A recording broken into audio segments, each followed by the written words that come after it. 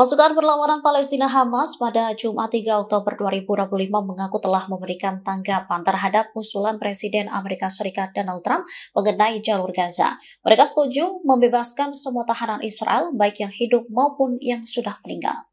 Dikutip dari Al-Mayadeen, tanggapan Hamas ini diserahkan kepada para mediator.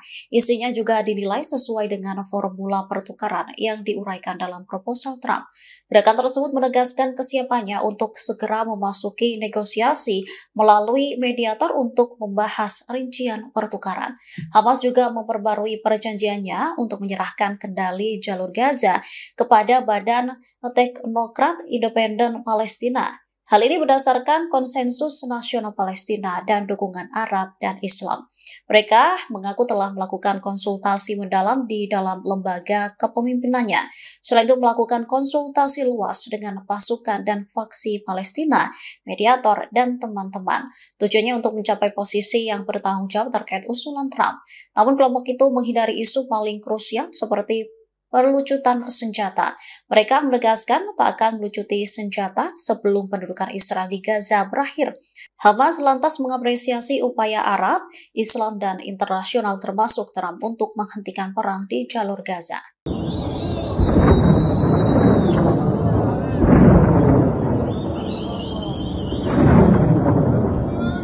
Pasukan Perlawanan Palestina meluncurkan sejumlah roket menyasar wilayah Israel. Tanya itu mereka juga melakukan penyerangan terhadap pos militer rezim Zionis. Dikutip dari The Times of Israel, sebanyak 5 roket ditembakkan dari jalur Gaza pada Rabu 1 Oktober 2025 malam. Roket-roket itu diarahkan menuju kota pesisir Asdod selama Yom Kippur. Pasukan pertahanan Israel langsung memberikan respon atas langkah yang dilakukan Hamas. Mereka mengklaim 4 roket yang diluncurkan ke Asdod dicegat oleh pertahanan udara, sementara 1 roket sisanya mendarat di area terbuka. Tak ada korban cedera maupun kerusakan yang ditimbulkan akibat jatuhnya roket. Insiden terjadi saat Angkatan Laut Israel bersiap untuk mencegat armada besar yang berupaya menerobos blokade maritim Israel di jalur Gaza. Sehari setelahnya, tepatnya pada Kamis 2 Oktober, Hamas juga melakukan serangan terhadap pos militer di Gaza Tengah. Seorang perwira terluka parah dan 2 tentara terluka ringan dalam serangan tersebut.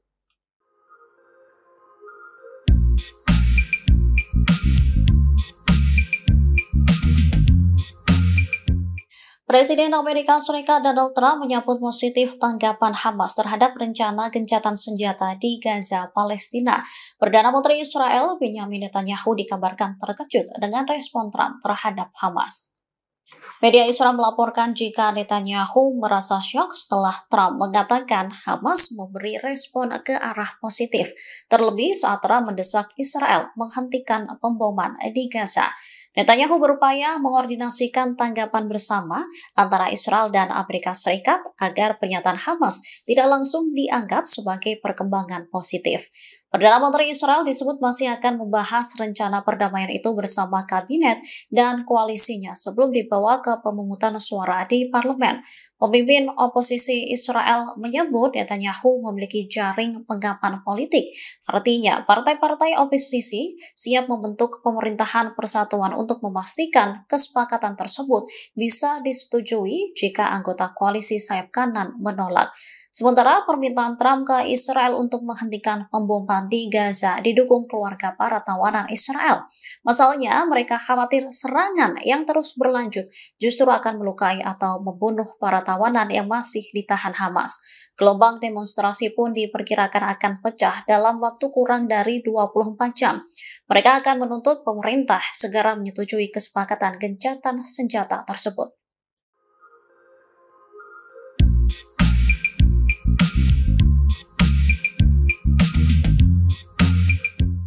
Militer Israel kembali melakukan pemboman besar-besaran menyasar wilayah Gaza, Palestina. Tindakan ini dilakukan meskipun militer mengumumkan peningkatan kesiapan untuk melaksanakan tahap pertama rencana Presiden Amerika Serikat Donald Trump untuk pertukaran tahanan. Serangan Israel disebut kian heboh setelah perjanjian dihentikannya serangan ke Gaza diumumkan. Pesawat militer Israel meluncurkan serangan yang diduga menargetkan para pengungsi dan penyedia layanan kemanusiaan.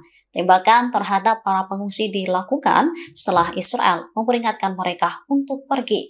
Dikutip dari Al-Mayadin, pada Minggu 4 Oktober 2025, tentara Zionis mengejar warga sipil di lebih dari satu lokasi. Penembakan hebat pun dilaporkan terjadi di wilayah utara kota Gaza. Sementara serangan udara Israel menargetkan sebuah rumah di daerah Al-Masahra di lingkungan Al-Tufah di timur kota yang mengakibatkan cedera. 4 orang tewas dalam serangan udara Israel yang menargetkan sebuah rumah di daerah Al-Masahra di lingkungan Al-Tufah. Serangan udara juga menewaskan 2 warga Palestina dan melukai lainnya di Jalan Al-Mahribi di lingkungan Al-Sabra, selatan kota Gaza. Artileri Israel turut menargetkan bagian utara kamp pengungsi Al-Buretz di jalur Gaza, bagian tengah, dan menembaki pusat Khan Yunis.